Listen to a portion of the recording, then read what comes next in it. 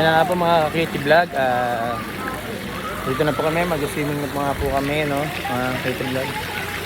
Yan po ang aking anak, ang aking asawa. Yes. Alright.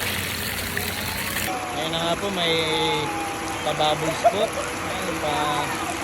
Yes. Parang Christmas na po dito mga Kitty Vlog. Yan po. Habang nag-swimming po, enjoy na enjoy po. Yes! Anak ko? Anak ko? Yay! Anak ko? Ayan po mga Kitty Vlog. Yan. So parang Christmas na po dito mga Kitty Vlog. Tiano! Mga Si snow. Santa Claus! Alright. Oh, yan po. Ngayon po, andito po ulit kami sa Torres Farm and Resort mga Kitty Vlog. Wala po na snow. Uy! Okay. Yan po ang aking family.